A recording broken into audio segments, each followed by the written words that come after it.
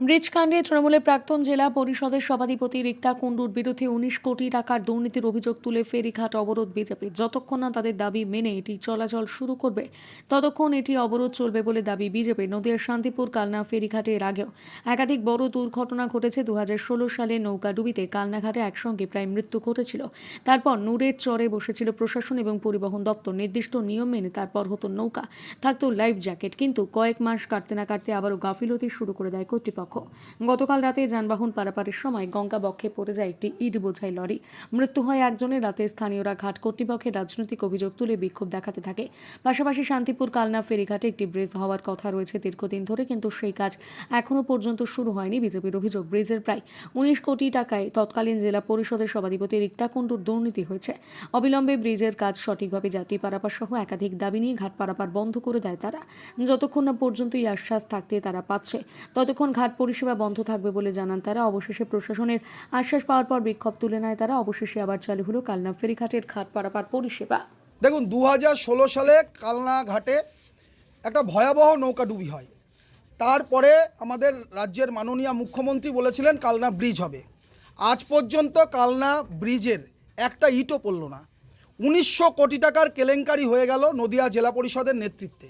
তার কোনো তদন্ত হলো না এবং এই ব্রিজ না করার জন্য প্রতিদিন ভয়াবহভাবে মানুষ এখান দিয়ে যাতায়াত করছে এবং এই কালনা ফেরিঘাটটা হচ্ছে একটা মৃত্যু ফাঁদ। নৃসিংহপুরের দিয়ে মানুষ যাচ্ছেন, কালনা ওপার থেকে মানুষ আসছেন, ফলে এটা মৃত্যু ফাঁদ তৈরি করে রেখেছে রাজ্যের সরকার।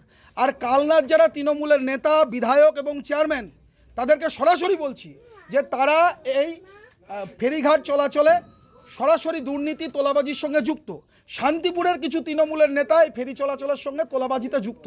তাদের দুর্নীতির কারণে এই যে ওভারলোডেড লঞ্চগুলো যাচ্ছে, ওভারলোডেড ফেরি চলাচল হচ্ছে, মানুষের ভয়াবহ অবস্থা তৈরি হচ্ছে। যে কোনো সময় মৃত্যু হতে পারে, জলে ডুবে মৃত্যু হতে পারে। তৃতীয় বিষয় হচ্ছে এখানে কোনো দেখুন লাইফ জ্যাকেট সহ যে সমস্ত সুরক্ষার সামগ্রী থাকা উচিত সে সমস্ত সামগ্রী নেই। প্রাণ হাতে করে মানুষ এই নদী পারাপার করছে। আমাদের বক্তব্য যে মানুষের সুরক্ষা দিতে হবে, প্রয়োজনীয় সুরক্ষার ব্যবস্থা করতে হবে। যে তোলাবাজি চলছে কালনার শান্তিপুরের তৃণমূলের নেতাদের নেতৃত্বে, সেটা বন্ধ করতে হবে। অবিলম্বে কালনা ব্রিজ তৈরিতে রাজ্য সরকারকে ভূমিকা গ্রহণ করতে হবে এবং ব্রিজের কোটি কোটি টাকা যারা চুরি করেছে সেই টাকা বের করে উপযুক্ত তদন্ত করে তাদের জেলে ঢোকানোর ব্যবস্থা করতে হবে।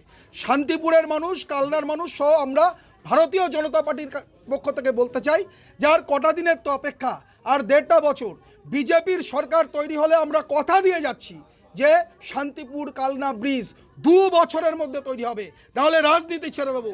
ফলে আমাদের বক্তব্য যে অবিলম্বে কালনা ব্রিজ তৈরি করুন, না হলে অবিলম্বে শান্তিপুরের বিধায়ক আর কালনার বিধায়ক পদত্যাগ করুন। এটাই আমাদের। কতক্ষণ অবরোধ করে রাখবেন বা কতক্ষণ এই যাত্রী পরিষেবা ব্যাহত রাখবেন আপনারা? দেখুন, আমরা প্রতীকী অবরোধ করছি।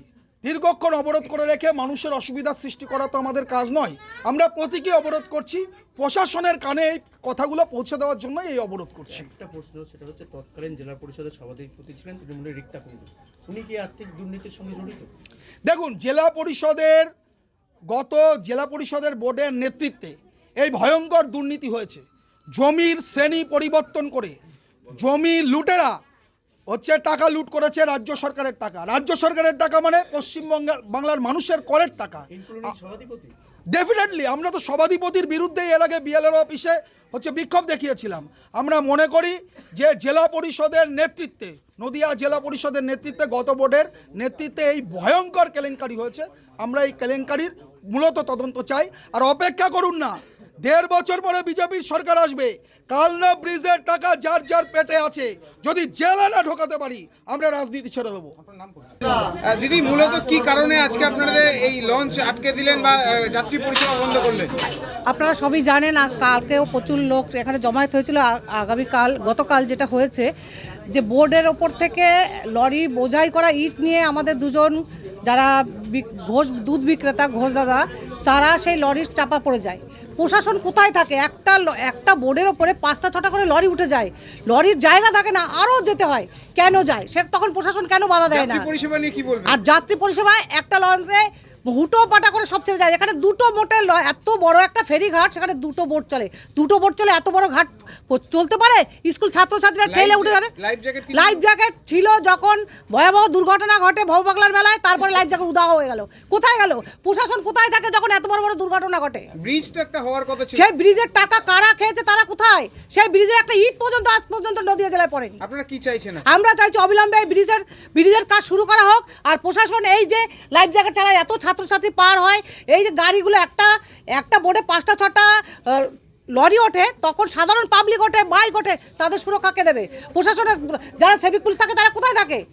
সবসময় শুধু তোলাবাজি, টাকা, একটা লরি উঠলেই টাকা নেবো সেই ধান্দা থাকে। বালি ভর্তি ভর্তি লরি আসে। এই যে ঘাটটা তো ওপার থেকে পরিচালিত হয়, তাদের কেমন ব্যবস্থা দেখেন আপনারা? তাদের কোনো এই যে একটা বোর্ড এখানে আটকে রয়েছে, তাদের আসতে বলা হচ্ছে, আরেকটা বোর্ড এখানে ছাত্রছাত্রী আছে, কোনো ভূরক্ষেপ নেই, তারা ওখানে চুপ করে বসে আছে। এটাই ওপারের প্রশাসন করে। আপনারা কি চাইছেন এখন? আমরা চাইছি প্রশাসন আসুক, এই যে এত যাত্রী পারাপার হয় তাদের সুরক্ষা দিক, অবিলম্বে সেই ঘাট সেইভাবে, আর এইভাবে যে মৃত্যুর ফাঁদ যেন অবিলম্বে কালনাঘাট বন্ধ হয়। বিগ নিউজ, সবার আগে সবার সাথে।